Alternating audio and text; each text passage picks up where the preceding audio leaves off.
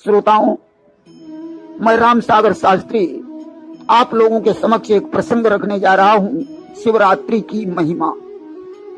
देखिए, फाल्गुन कृष्ण चतुर्दशी की रात थी। एक बहेलिया धनुष बाण लेकर घर से निकला कि फाल्गुन कृष्ण चतुर्दशी की आई जब रात, चला व्याध या खेत को धनुष बाण ले हाथ।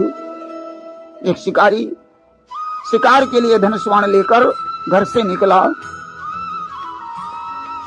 महाशिवरात्रि के दिन एक शिकारी जो है रात्रि काल में शिकार करने के लिए एक जंगल में पहुंचा। शिकारी दिन भर का भूखा था। एक तालाब के किनारे उसने एक बेल का वृक्ष देखा और उस वृक्ष पर चढ़ गया और छुपकर बैठ गया। निराहार था उस दिवस, मिलान था आहार। बिल्व वृक्ष पर व्याध था, नीचे शिव दरबार। शिकारी बेल के पेड़ पर चढ़ा है, उसके नीचे भगवान शंकर का शिवलिंग था। आश्चर्य की बात यह थी कि शिकारी जिस वृक्ष पर बैठा हुआ था उसके नीचे शिवलिंग था। शिकारी सोच रहा है कि सोचने लगा, पानी पीने जो हिरण यहाँ पर आएंगे, अपने इन तीखे तीरों से हम उनको मार गिराएंगे। विचार करता है कि जो हिरण यहाँ आएगा पानी पीने के लिए, हम उनका वध करके अपने घर ले जाएंगे। तो वृक्ष हिला, पत्ते झड़े, चढ़े शंभु के शीश। भाव भक्त का देख कर मगन हुए जगदीश। उसके हिलने डुलने से बेल का वृक्ष हिला और कुछ बेल पत्र भगवान शंकर के ऊपर चढ़ गए। शिकारी निराहार तो था ही, उसका व्रत भी हो गया और इधर धोखे से बेल पत्र भी चढ़ गए। अब तो देवाधिदेव महादेव प्रसन्न हो गए। भगवान शंकर ने इसकी बुद्धि में बदलाव कर दिया। रात्रि का पहला पहर बीत गया। उधर एक गर्भवती हिरनी को प्यास लगी कि गर्भिणी मृगी पानी पीने जिस समय वहां पर आई है, उस समय शिकारी ने कर में निज धनुआ लिया उठाई है। जैसे वो हिरनी पानी पीने आई, शिकारी ने धनुष पर बाण चढ़ा लिया कि वह बाण चढ़ाया धनुआ पर, पैना जो तेज करारा है। कातर स्वर में उस हिरनी ने तत्क्षण यों वचन उचारा है। हिरनी ने कहा, निषाद राज, मैं गर्भवती हूँ, मेरा प्रसव काल है, मैं बच्चे को जन्म देकर फिर तुम्हारे पास आ जाऊंगी। इसलिए भीख इतनी दीजिए, आज्ञा हो घर तक जाने की, रह जाए न मरते समय मुझे अभिलाषा पुत्र खिलाने की। मैं घर तक जाऊंगी और पुत्र को जन्म देकर वापस लौट आऊंगी। शिकारी ने कहा, मुझे मूर्ख बना रही हो, मौत के पास खुद ही आए ऐसा है कौन जमाने में। व्याधा बोला, मालूम हुआ माहिर हो बात बनाने में।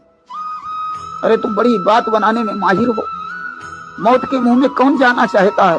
हिरनी ने कहा, निषाद राज, मैं तुम्हें वचन देती हूँ, बच्चे को जन्म देकर वापस आ जाऊंगी। हिरनी की हर बात का था कुछ ऐसा ढंग, व्याधे पर भी चढ़ गया सत्य वचन का रंग। शिकारी के ऊपर उसका रंग चढ़ गया। शिकारी ने उसे छोड़ दिया। अब रात का दूसरा पहर बीत गया तो एक दूसरी हिरनी वहां पानी पीने आ गई। शिकारी ने फिर धनुष उठाया। हिरनी ने निवेदन किया, हे आखेटक। कि हिरनी बोली, आज हम पीना ऋतु स्नान, पिया मिलन के बाद में लेना मेरे प्राण।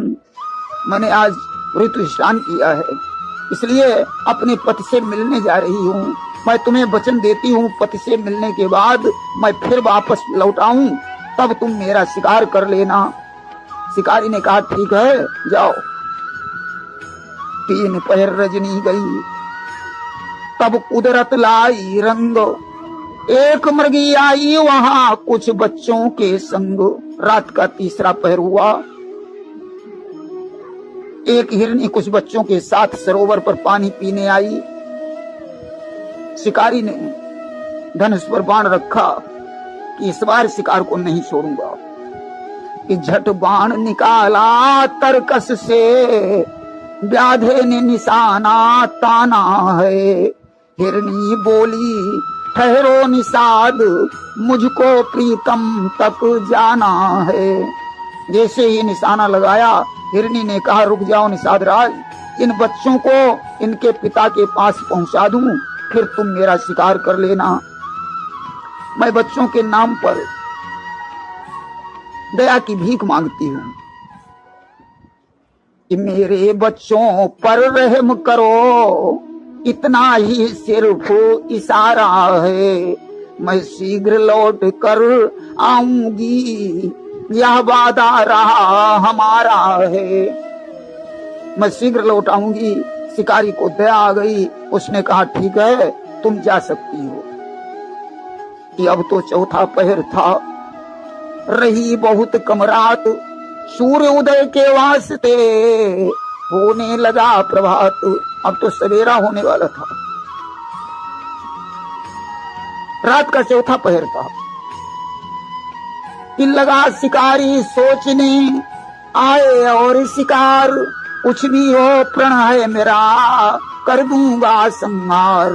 शिकारी ने कहा अब कुछ भी हो जाए, जो भी शिकार आएगा मैं उसे नहीं छोड़ूंगा। कि सचमुच तब तक आ गया हृष्ट पुष्ट मृग एक, खुशी शिकारी हो गया निज शिकार को देख। सचमुच तब तक वहां हृष्ट पुष्ट एक हिरन आ गया। शिकारी देखकर प्रसन्न हो गया कि अब तो ईश्वर ने मेरा भोजन भेज दिया। करने को उद्यत हुआ जब उसका संहार, तब करुणित आवाज में मृग ने करी पुकार। ज्यों ही उसका वध करने को उद्यत हुआ, उस हिरन ने करुणा भरी आवाज में कहा हे आखेटक, तुम कितने अन्यायी हो। और मुझसे पहले आ चुके 3, पर उनका नहीं शिकार किया।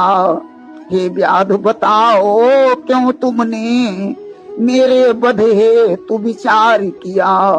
अरे हमसे पहले 3 आ चुके, तुमने उन्हें छोड़ दिया, अब मुझे क्यों मारना चाहते हो। ये कैसा अन्याय है कि जब दया दिखाई है उन पर, मुझ पर भी दया दृष्टि कीजिए। यदि न्याय समझते हो इसमें तो मेरे प्राण छोड़ दीजिए। ये व्याध तुम्हारे सामने 3 प्राणी मुझसे पहले आ चुके हैं, जब तुमने उन्हें नहीं मारा तो मेरे प्राण क्यों लेना चाहते हो।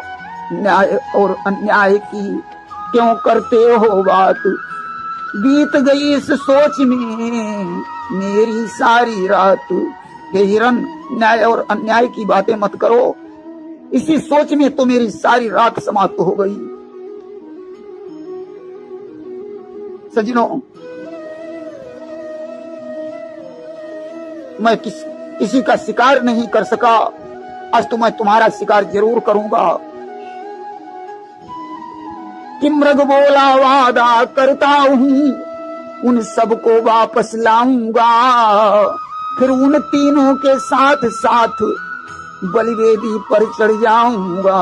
हिरन ने कहा हे आखेटक, मैं प्रतिज्ञा करता हूं, जिनको तुमने छोड़ दिया है वो सब मेरा ही परिवार था। मैं परिवार को साथ में लेकर शीघ्र लौटूंगा, तुम हम सबका वध कर देना। शिकारी ने कहा ठीक है जाओ। शिकारी इंतजार करने लगा। थोड़ी देर बाद देखा वह हिरन सारे परिवार के सहित वहां उपस्थित हो गया। हिरन ने कहा हे शिकारी, कि मृग बोला आओ आखेटक, प्रण पूरा करने आए हैं, अपने प्राणों के साथ साथ अपना कुटुंब भी लाए हैं। हिरन ने कहा ओ आखेटक, मेरा क्या, पूरे परिवार का शिकार कर लो, हम सब मरने के लिए तैयार हैं। यह सुनते ही व्याध के बदल गए सब ढंग, प्रभु इच्छा से चढ़ गया उसे दया का रंग। अब तो उसे दया आ गई। अब तो शिकारी का हृदय करुणा से भर गया। उसका धनुष बाण हाथ से छूट गया। रात्रि की सारी घटनाएं उसके दिमाग में घूमने लगी। अपने अतीत के कर्मों पर पश्चाताप करने लगा। उसकी आंखों से आंसू बहने लगे। हाय, मैं कितना पापी हूँ। मुझसे भी ज्यादा समझदार तो ये पशु हैं। आज इसने सभी को मुक्त कर दिया। कि दिया सत्य की शक्ति ने मृग को जीवन दान। देवलोक से आ गया उसके लिए विमान। आज सजनों उसके लिए विमान आ गया। हिरण परिवार सहित चला गया और शिकारी के लिए देवलोक से विमान आ गया। सजनों, उस पर बैठकर शिकारी शिवलोक को चला गया। देवताओं ने फूलों की वर्षा की। सजनों, ये महाशिवरात्रि की महिमा है। उपवास, जागरण और बेलपत्र शिकारी की मुक्ति का कारण है। शिवरात्रि में 4 बार शिव जी की आरती होती है। जागरण का विधान है। बेलपत्र शिव को बहुत पसंद है। देखिए शिव का स्वभाव कैसा है कि जल के चढ़ाए जमलोक से उबार लेत, चंदन के चढ़ाए चक्रवर्ती कर देते हैं। चावल के चढ़ाए 14 लोक बख्श देत, दीप के दिखाए दीप 7 दे देते हैं। बांग अरुदतूर के चढ़ाए ते वैकुंठ देत, बिल्व के चढ़ाए सदा संग ले लेते हैं। हर हर के कहे ते हरत हैं कलेश सबई, गाल के बजाए जे निहाल कर देते हैं। अस्त शिकारी को भोजन तो मिला ही नहीं था। उसका उपवास भी हो गया। सारी रात शिकार के लिए जागता रहा, इसलिए उसका जागरण भी हो गया। बिल्व वृक्ष के हिलने से शिव के ऊपर बेल पत्र भी चढ़ गए और आखिर में रोने से आंसुओं का जल भी शिव के ऊपर चढ़ गया, इसलिए उसका मोक्ष हो गया। यह शिवरात्रि की महिमा है, तुमने जो दृश्य निहारा है। उपवास, जागरण, बेल पत्र उसकी मुक्ति का द्वारा है। बोलिए शंकर भगवान की जय।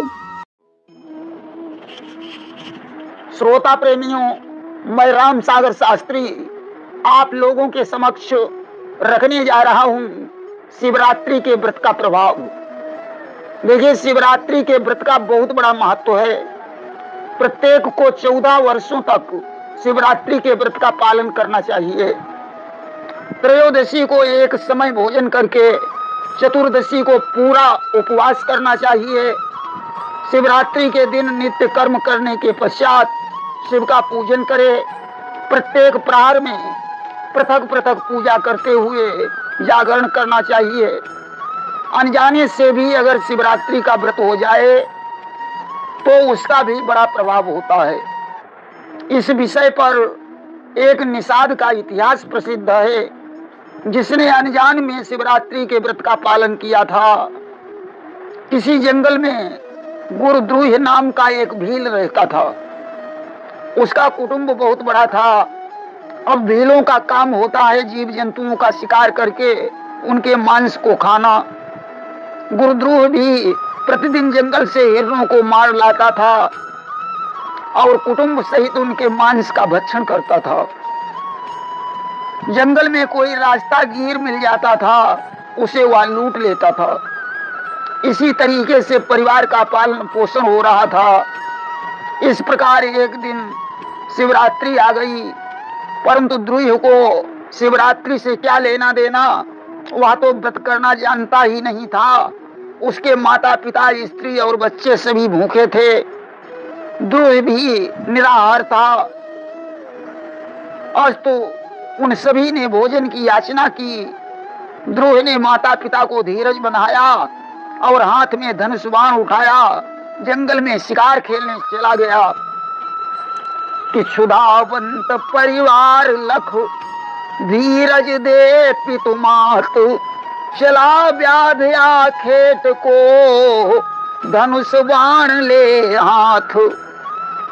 परंतु आज भगवान शंकर की कुछ ऐसी मर्जी हुई कि ध्रुव ने सारा जंगल छान मारा, मगर कोई शिकार नहीं मिला। धीरे धीरे शाम हो गई। ध्रुव ने विचार किया कि मैं भी भूखा हूँ, सारा परिवार भी भूखा है, अब मैं खाली हाथों घर लौट कर जाऊं तो कैसे जाऊं, इसलिए मुझे कोई न कोई तरकीब तो सोचनी ही होगी। आज घूमते घामते ध्रुव एक सरोवर के पास पहुंचा। सरोवर को देखकर उसने विचार किया कि इस सरोवर में पानी पीने के लिए कोई न कोई हिरण अवश्य आएगा, उसी को मारकर मैं अपने घर ले जाऊंगा।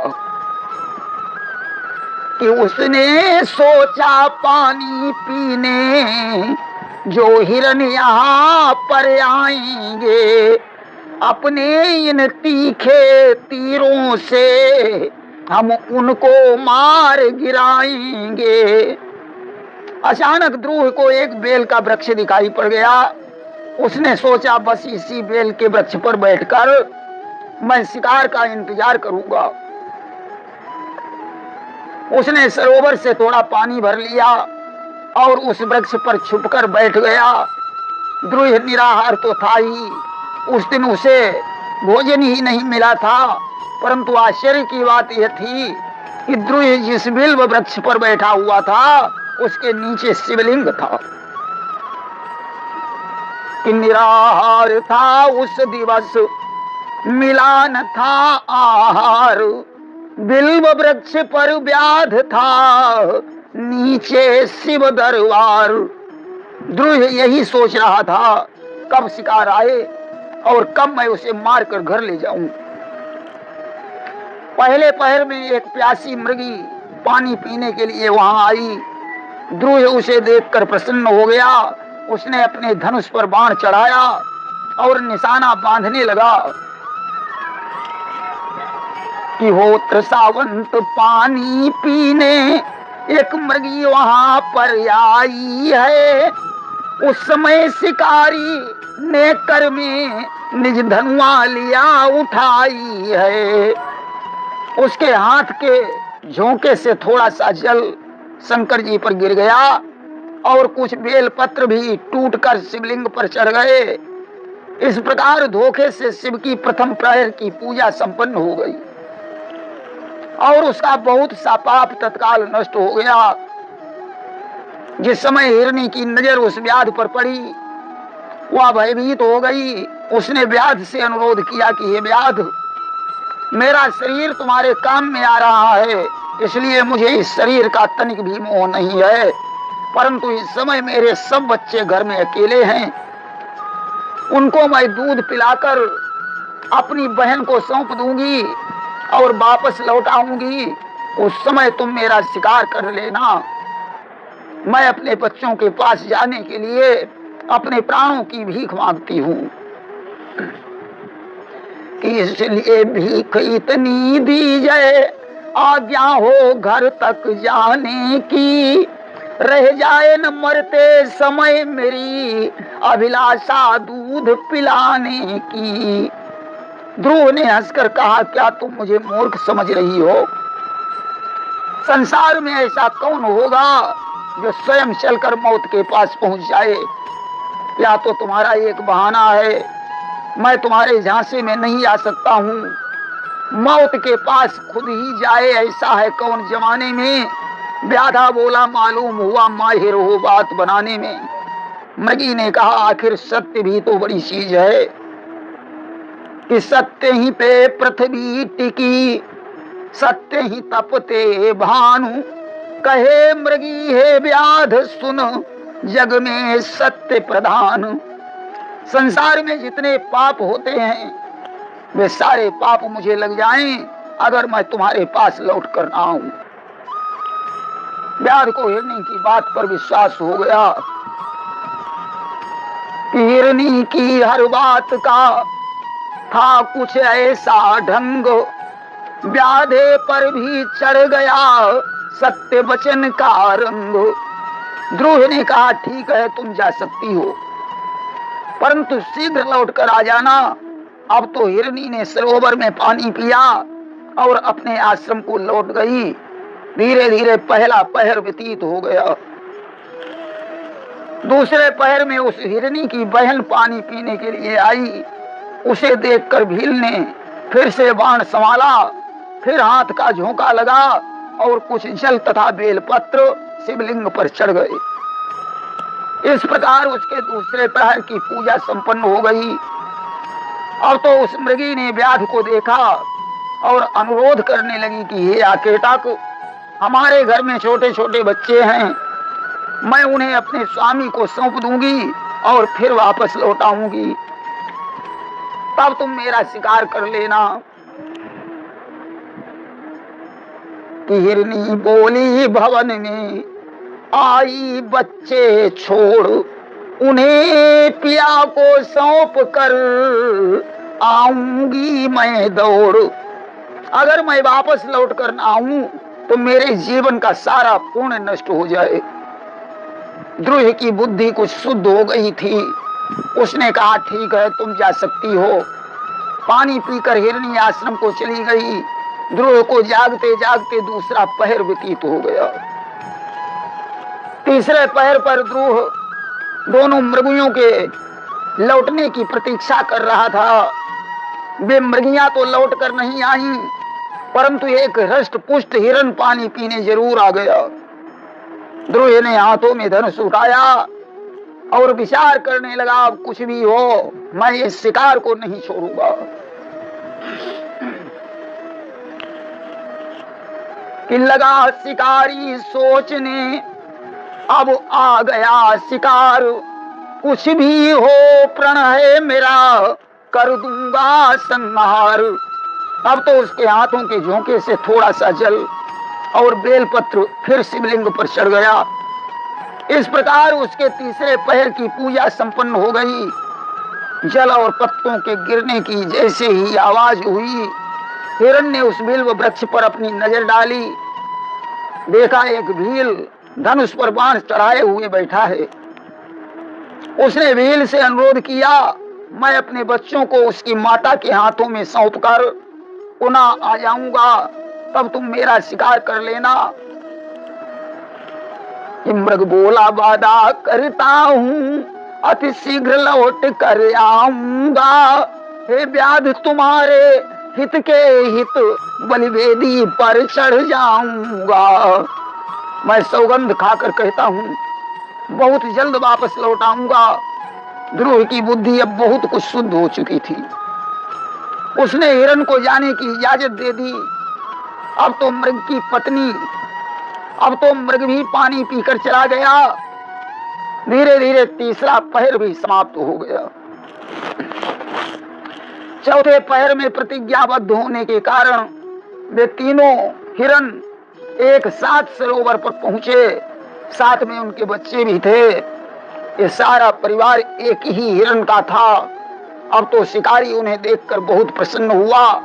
उसने फिर धनुष पर बाण चढ़ाया, फिर हाथ के झोंके से थोड़ा सा जल और बेलपत्र शिवलिंग पर चढ़ गए। वृक्ष हिला, पत्ते झड़े, चढ़े शंभु के शीश। भाव भक्त का देख कर मगन हुए जगदीश। इस प्रकार उसके चौथे पहर की पूजा भी संपन्न हो गई। व्याध का सारा पाप भस्म हो गया। उस समय मृग और मृगियों ने भील से कहा कि हे व्याध, अब तुम हम सबका शिकार कर सकते हो। हम पूरे कुटुंब के सहित तुम्हारी सेवा में तत्पर हैं। कि सब बोले आओ आखेटक, प्रण पूरा करने आए हैं। अपने प्राणों के साथ साथ सारा कुटुंब भी लाए हैं। भील को दुर्लभ ज्ञान प्राप्त हो चुका था। उसने कहा, हे पशुओं, तुम धन्य हो जो परहित में अपने प्राणों को निछावर करने के लिए तैयार हो।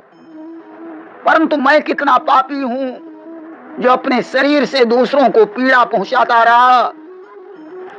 अरे मेरे जीवन को धिक्कार है, तुम पशु होकर भी हमसे अधिक ज्ञान रखते हो। हे मृगों, तुम जा सकते हो।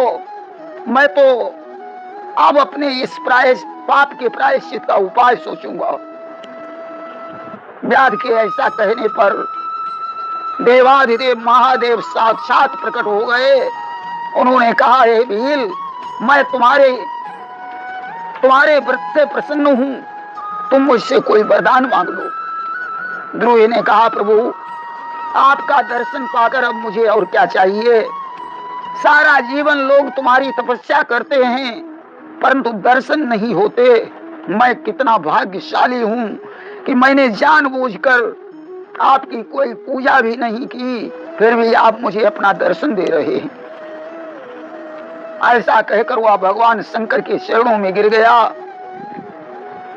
शिव ने उसे उठाकर अपने हृदय से लगा लिया और वरदान देते हुए कहा कि अभी तक तुम्हारा नाम गुरुद्रोह था परंतु आज से तुम्हारा नाम निषाद राज गुह होगा। तुम श्रृंगवेरपुर में उत्तम राजधानी बनाकर निवास करोगे। तुम्हारे वंश की निरंतर वृद्धि होगी, देवता भी तुम्हारी प्रशंसा करेंगे। भगवान राम निश्चय ही तुम्हारे घर आएंगे, वे तुमसे मित्रता करेंगे। तुम मेरी सेवा में मन लगाकर दुर्लभ मोक्ष को प्राप्त करोगे। आज भगवान शंकर ने ध्रुव को ऐसा वरदान दिया। शंकर जी के दर्शन करने से उन मृगों का दिव्य शरीर हो गया। उसी समय भगवान शंकर की कृपा से देवलोक से विमान आया। समस्त मृग दिव्य रूप धारण करके उस विमान में बैठकर दिव्य धाम को चले गए और तब से अर्बुद पर्वत पर भगवान शिव व्याधेश्वर के नाम से प्रसिद्ध हो गए। ध्रुव निषाद राज गुह के नाम से प्रसिद्ध होकर श्रृंगवेरपुर में निवास करने लगा, जहां भगवान राम से निषाद राज की भेंट हुई थी।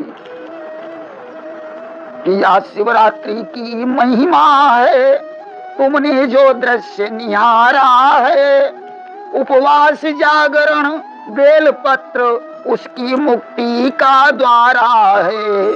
यह शिवरात्रि की महिमा है। जो ध्रुव ने अनजाने से शिवरात्रि का व्रत पूरा किया।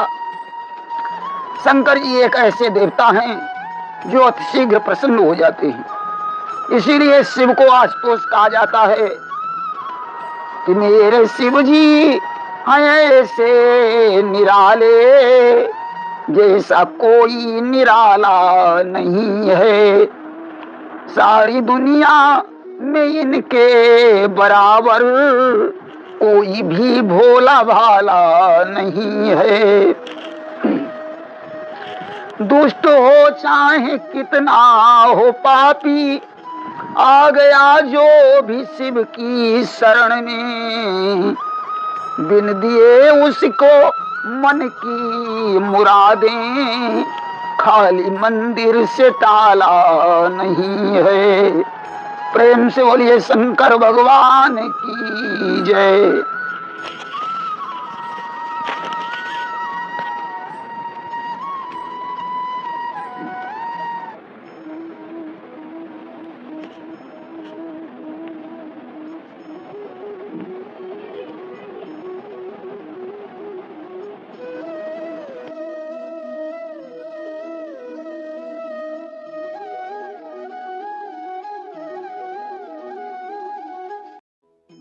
श्रोता प्रेमियों, मैं राम सागर शास्त्री आप लोगों के समक्ष रखने जा रहा हूँ सपच वाल्मीकि की कथा और निषाद राज की राम भक्ति। देखिए, एक बार धर्मराज युधिष्ठिर ने अश्वमेध यज्ञ का आयोजन किया, जिसमें संपूर्ण ऋषिवृंद उनकी यज्ञ में आए। यज्ञ मंडल में ऋषियों ने एक शंख रखवा दिया और युधिष्ठिर से कहा कि जब यह शंख स्वयं बजने लगे तो समझ लेना हमारा यज्ञ पूर्ण हो गया है। वहीं इंद्रप्रस्थ नगर में एक सुपच वाल्मीकि जी रहते थे, जो नित्य प्रति आकर धर्मराज के द्वार पर झाड़ बुहार करके लौट आते थे। भगवान के बड़े भक्त थे परंतु जाति से सुपच थे। सारे ऋषिवृंद भोजन कर चले गए परंतु शंख नहीं बजा। उस समय धर्मराज को चिंता हो गई बोले कृष्ण, मालूम पड़ता है कि हमारा यज्ञ पूरा नहीं हुआ, क्योंकि शंख तो बजा ही नहीं। इसका क्या कारण है? कृष्ण ने कहा, धर्मराज, किसी प्यारे संत ने तुम्हारे इस यज्ञ में भोजन नहीं किया।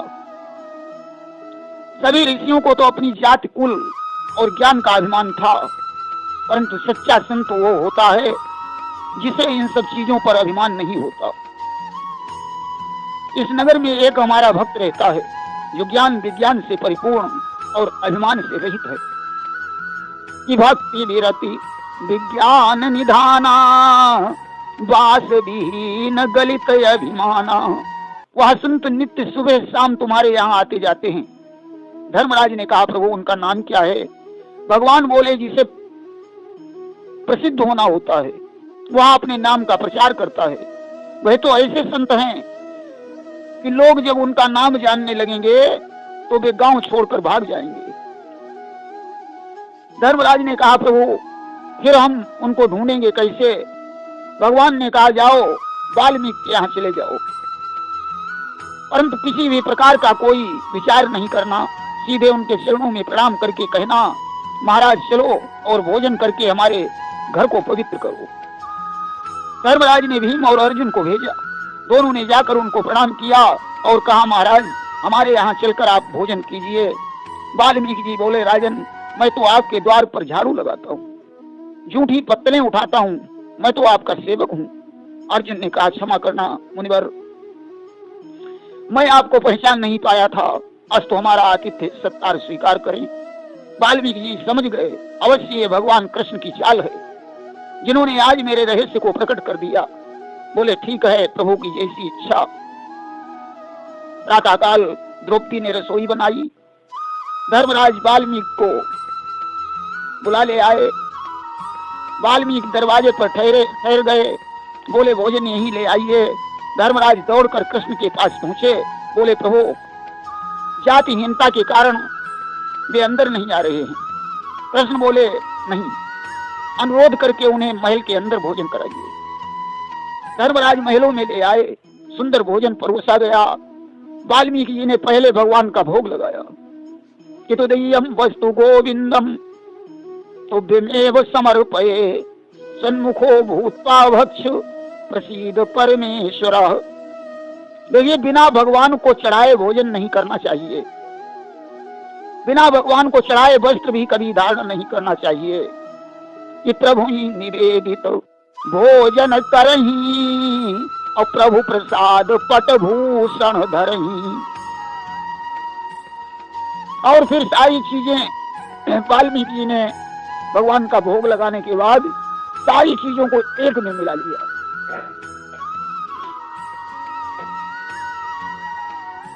और बड़े प्रेम से खाने लगे। क्या देखकर द्रौपदी को हंसी आई। उसने सोचा, ये सत्य बात है कि मनुष्य का कभी जाति असर नहीं जाता। इतनी बात पर शंख ध्वनि हुई, परंतु शंख ठीक से नहीं बजा। भगवान कृष्ण शंख के पास पहुंचे। बोले, जोर से क्यों नहीं बज रहा है? क्या तू वाल्मीकि जी की महिमा को नहीं जानता?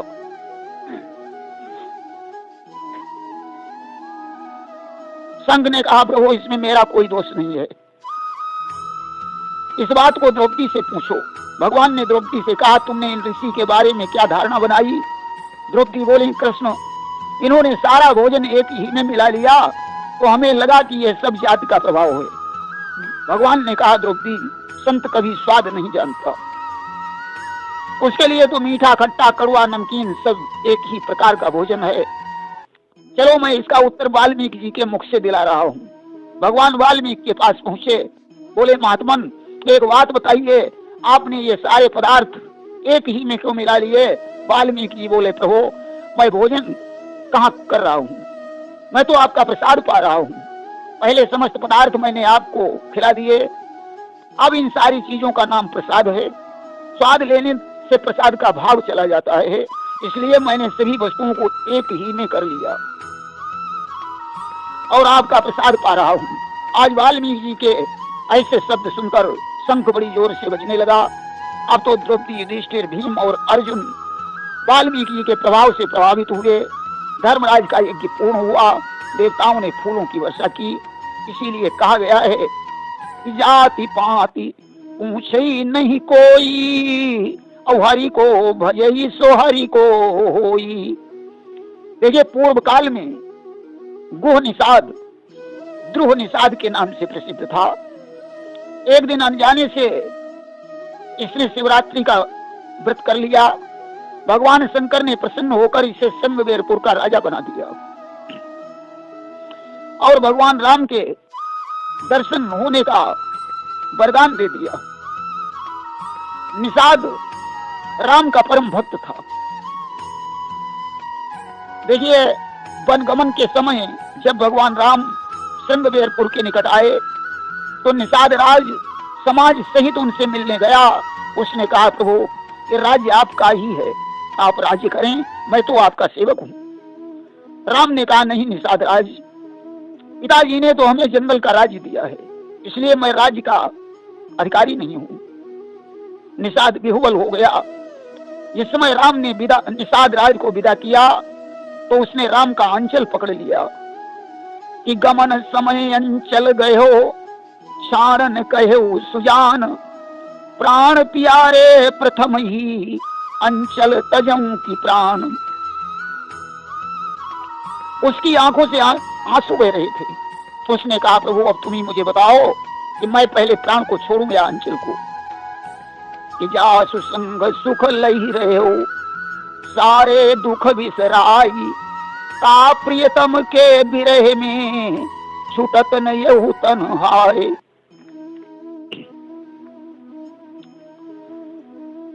लंका विजय के पश्चात राम ने हनुमान से कहा कि तुमने निषाद राज को, यहां पर एक बात और भी बताना चाहेंगे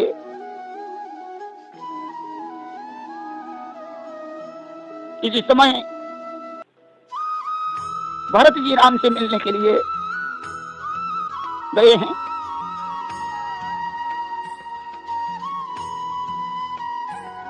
निषाद राज को ऐसा महसूस हुआ कि मालूम पड़ता है विशाल सेना लेकर भरत राम पर चढ़ाई करना चाहते हैं। उसे शंका हो गई। उसने सोचा, भरत के पास विशाल सेना है, मेरे पास सेना कम है।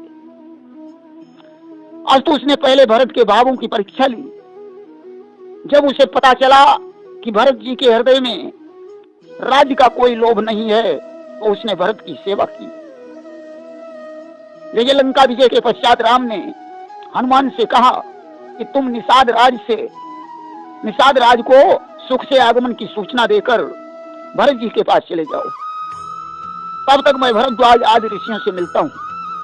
उसी समय द्रुमिल राक्षस अयोध्या में जाकर पूर्ववासियों को कष्ट देना चाहता था। निषाद राज ने उसे संगवेरपुर में ही रोक लिया और 3000 धनुर्धारी लेकर उससे युद्ध किया। द्रुमिल की 7000 सेना मारी गई, 3000 सेना फिर भी उसके पास बची। 3 दिन युद्ध करते करते निषाद राज थक गया। तब तक हनुमान जी वहां पहुंच गए। उन्होंने द्रुमिल को ललकारा और 3000 सेना को पूंछ में लपेटकर आकाश में फेंक दिया। द्रुमिल और निषाद का मल्ल युद्ध हुआ। निषाद राज ने उसे पृथ्वी पर पटक दिया, हृदय में तलवार भोंक दी, द्रुमिल की मृत्यु हो गई। हनुमान और निषाद राज का मिलन हुआ। भरद्वाज के आश्रम पर राम का आगमन बताकर हनुमान जी भरत के पास चले गए। निषाद राज भरद्वाज के आश्रम पर चल पड़े, परंतु भगवान वहां से निकल चुके थे। निषाद निराश होकर लौट आया। आज निषाद भगवान को याद कर रहा था, तब तक भगवान का विमान आ गया। भगवान विमान से उतरकर निषाद राज से मिलने के लिए आगे बढ़े। भेलों ने जाकर निषाद को सूचना दी कि भगवान राम आ रहे हैं। निषाद राज कहने लगा कि अब तो उनके दर्शन होना असंभव है। आज प्रभु राम की याद में निषाद मूर्छित हो गया। तब तक राम वहां पहुंच गए। उन्होंने निषाद राज को उठाकर अपने हृदय से लगा लिया। आज राम का दर्शन पाकर निषाद बहुत प्रसन्न हुआ। भगवान राम को भी उससे मिलने में उतना ही सुख प्राप्त हुआ जितना भरत जी के मिलने में प्राप्त हुआ था। कि क्षणक चढ़े क्षण उतरे, सो तो प्रेम न होई, आठ पैर भी ना रहे, प्रेम कहावे सोई। देखिए, प्रेम का नशा ऐसा होना चाहिए जो 24 घंटे चढ़ा रहे। भगवान से ऐसा जो प्रेम कर लेता है वो भवसागर से पार हो जाता है। एक बार भृगुवंशी ऋषि ने गाध सुता सत्यवती से विवाह करने की इच्छा प्रकट की। गाध ने सोचा इनकार करने पर ऋषि जी क्रोधित हो जाएंगे, अस्तु उन्होंने 1000 श्यामकर्णी घोड़ों की मांग की। ऋषि वरुण से घोड़े ले आए, दोनों का विवाह हो गया। सत्यवती ने ऋषि से कहा कि ऐसा यज्ञ करो जिससे हमारे और हमारी माता के पुत्र उत्पन्न हो। ऋषि ने यज्ञ करके 2 हवि प्रदान की और बोले अपना अपना भाग खा लेना। माता और पुत्री में बड़ा प्रेम था, उन्होंने अदल बदल कर खा लिया। ऋषि के योग से जान गए। उन्होंने सत्यवती से कहा कि तेरा पुत्र ब्राह्मण गुणों से युक्त होकर परम क्रोधी होगा, परंतु तुम्हारी माता का पुत्र क्षत्रिय होकर भी ब्राह्मण गुणों से युक्त होगा। अनुरोध करने पर कह दिया जाओ तुम्हारा पुत्र ठीक होगा, परंतु पौत्र ब्राह्मण होकर भी क्षत्रियता के गुणों से युक्त होगा। इसीलिए ऋषि के यहाँ जमदग्नि के पुत्र परशुराम परम क्रोधी हुए और गाध के यहाँ विश्वामित्र क्षत्रिय होकर भी ब्राह्मण के गुणों से युक्त हुए। एक बार राजा विश्वामित्र वशिष्ठ के आश्रम पर गए। उन्होंने नंदिनी गाय के लिए वशिष्ठ से झगड़ा किया, परंतु युद्ध में जीत नहीं पाए। अतः उन्होंने ब्राह्मण पद प्राप्त करने के लिए तपस्या की और ब्रह्मा जी ने वशिष्ठ द्वारा उन्हें विप्र कहकर संबोधित करवाया। देखिए, भगवान हमेशा अपने भक्तों की रक्षा करते हैं। जिस समय 10,000 महारथियों के बीच द्रौपदी का चीर खींचा जा रहा था कि दुर्जन दुशासन दुकूल गयो दीन बंधु, दीन हुई के द्रुपद दुलारी यूं पुकारी है। आपनो सबल छाड़ी हारे पति पारथ भीम, महाभीम ग्रीवाहू नीचे कर डारी है। अंबर लो अंबर पहाड़ कीन्हो शेष कवि, भीषम कर्ण द्रोण आज मन ने विचारी है। नारी बीच सारी है कि सारी बीच नारी है, कि नारी की सारी है कि सारी की नारी है। दुशासन चीर खींच रहा है, 5 पतियों ने अपनी गर्दन नीचे झुका ली। द्रोणाचार्य भीष्म आदि सभी की जुबान पर ताले पड़ गए। उस समय द्रौपदी को केवल कृष्ण पर ही भरोसा था। भगवान उसकी पुकार पर सारी में समाहित हो गए। चीर इतना बढ़ गया कि पता ही नहीं चल रहा था कि द्रौपदी सारी में से निकल रही है या सारी द्रौपदी में से निकल रही है। सारी सभा आश्चर्य में डूब गई। दुशासन 10,000 हाथियों का बल रखता था, फिर भी मूर्छित होकर गिर गया। इस तरीके से भगवान हमेशा अपने भक्तों की रक्षा करते हैं। प्रेम से बोलिए वृंदावन बिहारी लाल की जय। श्रोता प्रेमियों, मैं राम सागर शास्त्री आप लोगों के समक्ष एक प्रसंग रखने जा रहा हूं, शिव भक्त चंड भील की कथा। देखिए, पांचाल नगर में किसी समय नृपसिंह केतु का शासन था।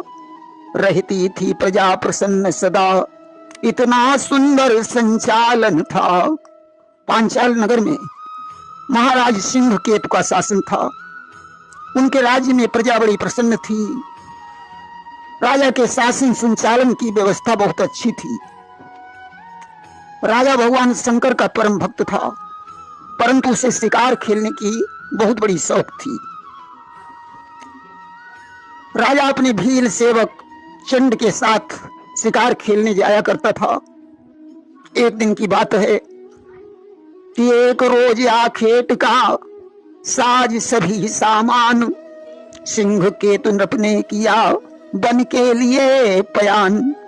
एक रोज की बात है, राजा सिंह केतु चंड को साथ में लेकर एक जंगल में शिकार खेलने के लिए पहुंचा। राजा तो उस वन में आगे निकल गया, चंड पीछे रह गया। अचानक उसे एक भगवान शंकर का टूटा फूटा शिवलिंग दिखाई पड़ा।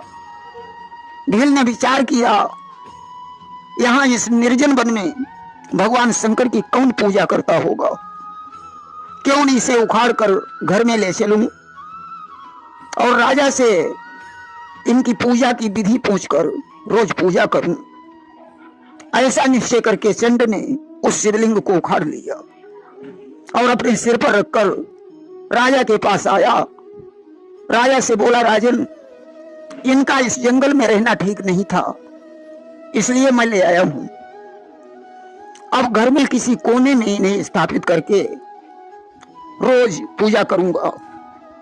राजा सिंह के तो बड़ा प्रसन्न हुआ। उसने कहा, तुमने ये अच्छा विचार बनाया है। भील ने कहा, राजन, मैं पूजा करने की विधि नहीं जानता हूं, आप कृपा करके विधि समझा दीजिए। राजा ने कहा, चंड, भगवान शंकर के लिए बेलपत्र, धतूरा, भांग, फूल और जल बहुत प्रिय है, परंतु इनकी पूजा में अगर चिता भस्म न मिली तो सब कुछ बेकार है। भस्म का लेप करने से शिव बहुत अधिक प्रसन्न होते हैं, क्योंकि भगवान शंकर हमेशा चिता की राख अपने शरीर पर मलते हैं। इसलिए तुम रोज चिता भस्म मला करना। आज राजा के सहित चंड वापस लौटा और अपने घर आकर वह शिवलिंग घर के एक कोने में स्थापित कर दी।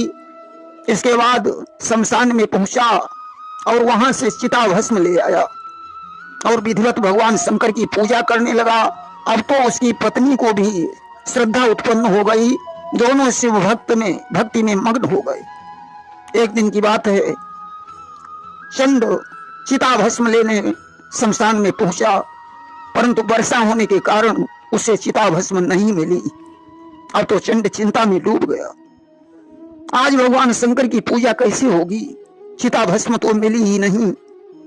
चंड की पत्नी ने उदास देखकर उदासी का कारण पूछा कि क्यों चेहरा गमगीन है, क्या है रंज मलाल, अपनी प्यारी से कहो प्रीतम दिल का हाल। चंड ने कहा, प्रिय, क्या बताऊं, आज मैं शमशान पर गया, परंतु वर्षा के कारण सारी चिताएं धुल चुकी हैं, कहीं चिता भस्म ही नहीं मिली।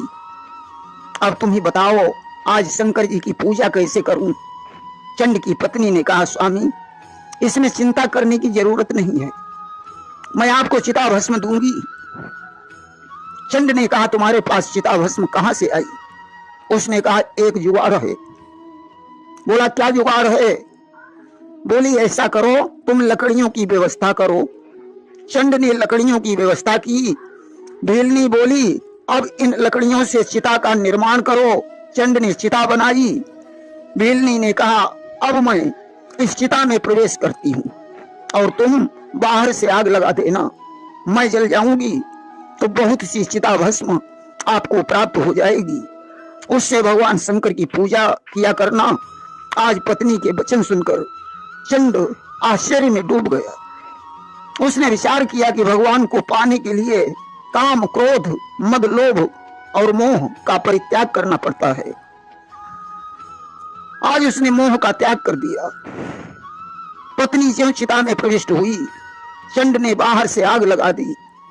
अब तो धुआं करके चिता जलने लगी। उसकी लपटों की गर्मी से चंड का मुख प्रचंड हो गया, उसके चेहरे पर एक अलौकिक तेज छा गया। चंड भगवान शंकर का ध्यान करने लगा। अचानक चिता बुझ गई और चंड ने अपनी आंखों से देखा भगवान शंकर उसकी पत्नी को अपनी गोद में लिए हुए चिता के ऊपर खड़े हैं। प्रेम से बोलिए शंकर भगवान की जय। आज अपने आराध्य देव का दर्शन पाकर चंड आनंद से झूमने लगा। भगवान शंकर ने कहा, चंड, तुमने निष्कपट भाव से माया मोह का विसर्जन करके मेरी पूजा की है, इसलिए पत्नी समेत तुम मेरे लोक में निवास करोगे। आज भगवान शंकर की कृपा से नंदी महाराज वहां प्रकट हो गए। शिव ने दोनों को नंदी पर बैठाया और कैलाश पर्वत पर लेकर चले गए। चंड अपनी भक्ति से कैलाश पर्वत पर पहुंच गया और शिव के सानिध्य से उन दोनों का मोक्ष हो गया। प्रेम से बोलिए भक्त और उनके भगवान की जय। श्रोता प्रेमियों, मैं राम सागर शास्त्री आप लोगों के समक्ष रखने जा रहा हूं एक प्रसंग, चिता भस्म का रहस्य। देखिए, एक कवि ने बड़ी सुंदर लाइनें लिखी हैं कि रे मन ये 2 दिन का मेला रहेगा, कायम न जग का झमेला रहेगा। संसार में आए हुए सभी प्राणियों को संसार छोड़कर जाना पड़ेगा। संसार में बड़े बड़े राजा महाराजा हुए, परंतु न कुछ लेकर आए थे न यहां से कुछ ले गए। खाली हाथों आए थे और खाली हाथों चले गए। लिखा है कि बलि विक्रम धेनु दधीच गए और पारथ गए जिन भारत ठाना। गए दुर्योधन जंग जुरे जिन 64 कोसल छत्र बुताना। बाली गए बलिराम गए जिनकी कखरी 10 शीश समाना। और धरा को प्राण यहाई तुलसी जो फरासो झरा जो बरासो बुताना। तमामों वीर तमामों पराक्रमी राजा इस पृथ्वी पर आकर चले गए। धन दौलत जहां की तहां पड़ी रही, कुछ भी साथ में नहीं गया।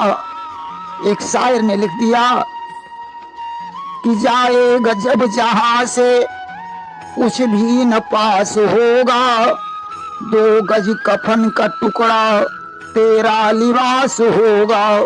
इसीलिए जिंदगी को किराए का घर बताया गया है कि जिंदगी एक किराए का घर है, एक न एक दिन बदलना पड़ेगा। मौत जब तुमको आवाज देगी, घर से बाहर निकलना पड़ेगा। ढेर मिट्टी का हर आदमी है, बाद मरने के होना यही है। या तो तुरबत बनेगी जमीन पर, या चिताओं में जलना पड़ेगा।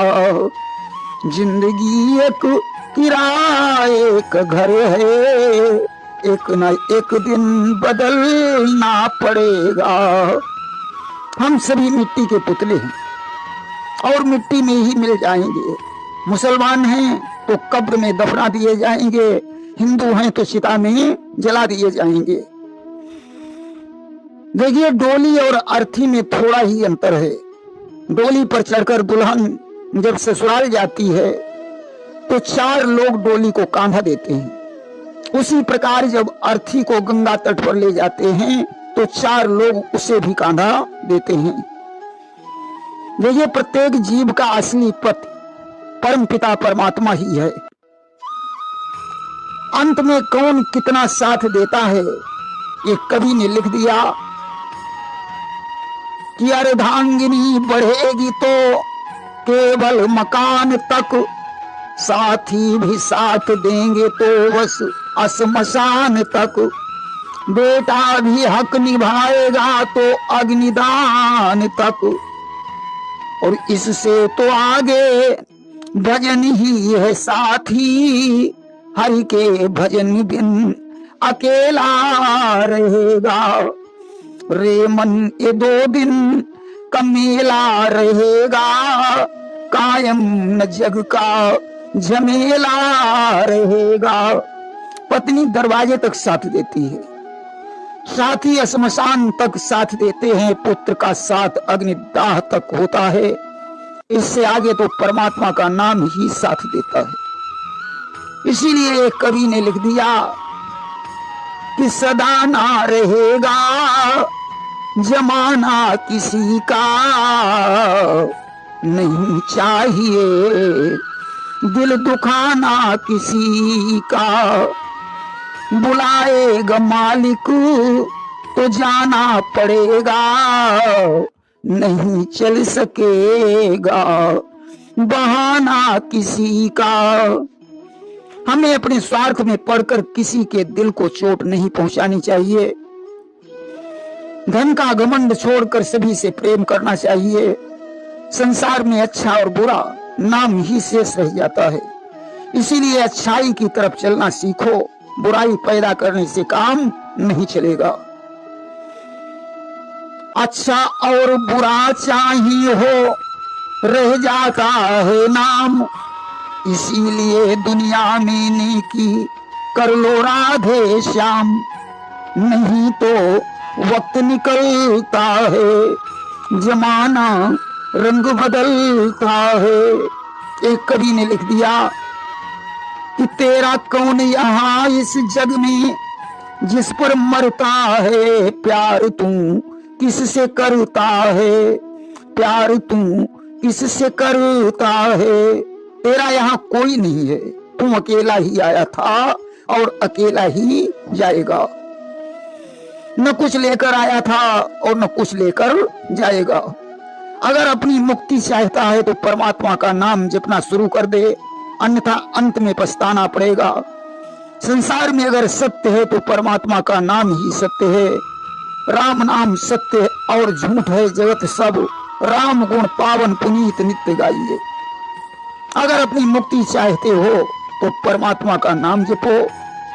देखिए, जीव जब मरता है और उसकी अर्थी को लेकर जब लोग चलते हैं तो बोलते हैं राम नाम सत्य है, सत्य बोलो मुक्ति है। यह बात बिल्कुल सत्य है। परमात्मा ही सत्य स्वरूप है, उसके नाम लेने से ही मुक्ति मिलती है। देखिए, भगवान शंकर अपने शरीर में चिता की भस्म क्यों लगाते हैं, आखिर इसका क्या रहस्य है? आइए हम आप लोगों को चिता भस्म का रहस्य बताएं। देखिए, भगवान शंकर को राम का नाम बहुत प्रिय है, जिसका स्मरण वे आठों याम करते हैं। एक बार की बात है, किसी नगर में एक व्यक्ति की मृत्यु हो गई। लोगों ने कफन लाकर उस मृतक व्यक्ति की अर्थी सजाई। 4 लोगों ने उसमें कान्हा लगाया। अर्थी के साथ हजारों व्यक्ति श्मशान के लिए चल पड़े कि एक अर्थी को सजाकर लोग घर से चल पड़े। 4 ने कांधा दिया, पीछे हजारों चल पड़े। कहां ले जा रहे हैं? गंगा के तट पर, उस मृतक का अंतिम संस्कार करने के लिए। अब आगे वाले बोल रहे थे राम नाम सत्य है, और पीछे वाले कह रहे थे सत्य बोलो मुक्ति है। ये आगे वाले कह रहे थे राम नाम सत्य है, पीछे वाले कह रहे थे सत्य बोलो मुक्ति है। अब तो राम नाम सत्य है की धुन जैसे ही भगवान शंकर के कानों में पड़ी, आज भोलेनाथ कैलाश पर्वत से भाग खड़े हुए और पीछे वाले लोगों के पीछे पीछे चलने लगे। यह राम की धुन सुनकर उन्हें बड़ा आनंद आ रहा था कि शिव ने यह सुना है जो आनंद में वो भर गए। पीछे पीछे लोगों के चल करके गंगा तट गए। इस प्रकार समस्त लोग श्मशान घाट में पहुंचे। वहां उन्होंने चिता बनाकर तैयार की। मृतक को स्नान कराकर उसे चिता पर लिखा दिया गया और उसके पुत्र ने चिता में आग लगा दी। धाए धाए करके चिता जलने लगी। सभी के देखते देखते वह मृतक व्यक्ति जलकर राख हो गया। कि चंदन की चिता बना, सबको उसी पे रख दिया। आग लगा कर चिता में राख सबको कर दिया। भगवान शंकर ये सारा दृश्य दूर से देख रहे थे। इसके बाद सभी लोगों ने गंगा जी में स्नान किया और वापस लौट पड़े। भगवान शंकर भी उनके पीछे पीछे चल पड़े। परंतु भोलेनाथ ने देखा कि अब कोई भी नहीं कह रहा था कि राम नाम सत्य है, सत्य बोलो मुक्ति है। अब तो लोग सांसारिक बातों की चर्चा कर रहे थे कि लौटने घर को लगे तो राम की वो धुन न थी, राम नाम सत्य है इसकी कोई चर्चा न थी। भगवान शंकर विचार करने लगे, आखिर अब राम नाम सत्य है कि धुन क्यों नहीं हो रही है। मालूम पड़ता है यह धुन तो उस मृतक व्यक्ति के साथ में ही थी जिसे शमशान में जला दिया गया। कि शिव ने सोचा राम धुन तो उस मृतक के संग थी, जो चिता में जल गया यह धुन उसी के संग थी। आज भोलेनाथ भाग खड़े हुए उसी चिता के पास पहुंचे जिसने वह मृतक पुरुष जलाया गया था। विचार करने लगे, मृतक शरीर के जलने से ये राम धुन इस चिता की राख में समाहित हो गई है कि सबके जलते राम धुन भी इस चिता में खो गई। भस्म में है वह ध्वनि कानों से ओझल हो गई। राम की ध्वनि इस भस्म में समाहित है, इसलिए अब मैं इसे सारे शरीर में लगाऊंगा। इतना कहकर भगवान शंकर ने दोनों मुट्ठियों में चिता की भस्म को भर लिया और सारे शरीर में लगाने लगे। कि राख उस चिता की शिव ने मुट्ठियों में भर लई, हो प्रसन्न शिव ने भस्म सारे तन में मल लई। और कहने लगे कि हे भस्म, तू ही सत्य स्वरूप है, तेरे अंदर राम का नाम समाया हुआ है। आज से तुझे मैं रोज अपने शरीर पर मला करूंगा।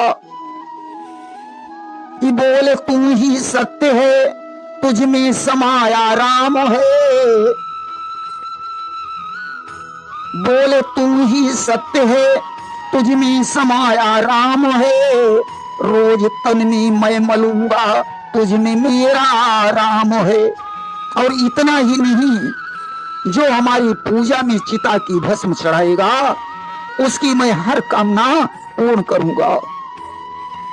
मेरी पूजा जो करेगा लाचिता की राख को, आज से पूर्ण करूंगा उसकी हर अभिलाष को। राम नाम सत्य है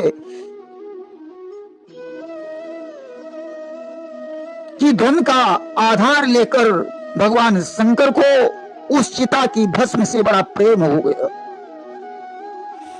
कि राम नाम सत्य है इसकी पुजारी हो गई।